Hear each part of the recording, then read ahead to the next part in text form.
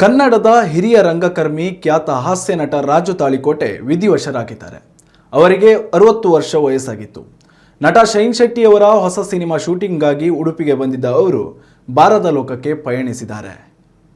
ಕಳೆದ 3 ದಿನಗಳ ಹಿಂದೆಯಷ್ಟೇ ರಾಜು ತಾಳಿಕೋಟೆ ಅವರು ಉಡುಪಿಗೆ ಆಗಮಿಸಿದ್ರು.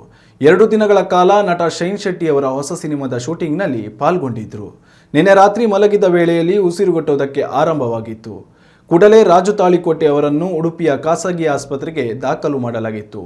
ಸ್ಟಂಟ್ ಅಳವಡಿಕೆ ಮಾಡಿದ್ರೂ ಕೂಡ ರಾಜು ತಾಳಿಕೋಟೆ ಅವರು ಬಾರದ ಲೋಕಕ್ಕೆ ಪಯಣಿಸಿದ್ದಾರೆ.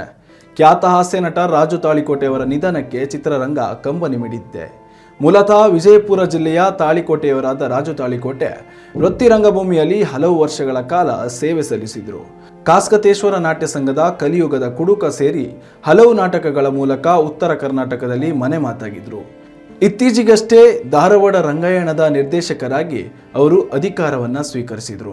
ಖ್ಯಾತ ನಿರ್ದೇಶಕ ಯೋಗರಾಜ್ ಭಟ್ ಅವರ ಮನಸಾರ ಸಿನಿಮಾದ ಮೂಲಕ ರಾಜು ತಾಳಿಕೋಟೆ ಕನ್ನಡ ಸಿನಿಮಾ ರಂಗವನ್ನು ಪ್ರವೇಶಿಸಿದರು. ಪಂಚರಂಗಿ, ಮೈನಾ ಸೇರಿದಂತೆ ಹಲವು ಸಿನಿಮಾಗಳಲ್ಲಿ ಅವರು ನಟಿಸಿದ್ದಾರೆ. ಹಾಸ್ಯ ಪಾತ್ರಗಳಿಗೆ ಜೀವ ತುಂಬುವ ಕೆಲಸವನ್ನ ಅವರು ಮಾಡಿದ್ದಾರೆ. ಸಿನಿಮಾ ಮಾತ್ರವಲ್ಲ, ಬಿಗ್ ಬಾಸ್ ಕನ್ನಡ ಸೀಸನ್ 7ರಲ್ಲೂ ಕೂಡ ಅವರು ಸ್ಪರ್ಧಿಯಾಗಿ ಭಾಗವಹಿಸಿದ್ದಾರೆ.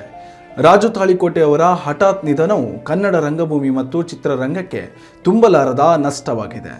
ಅವರ ಅಂತ್ಯಕ್ರಿಯೆ ಅವರ ಹುಟ್ಟೂರಾಗಿರುವ ತಾಳಿಕೋಟೆಯಲ್ಲಿ ನಡೆಯಲಿದೆ ಎಂದು ಕುಟುಂಬದ ಮೂಲಗಳು ತಿಳಿಸಿವೆ.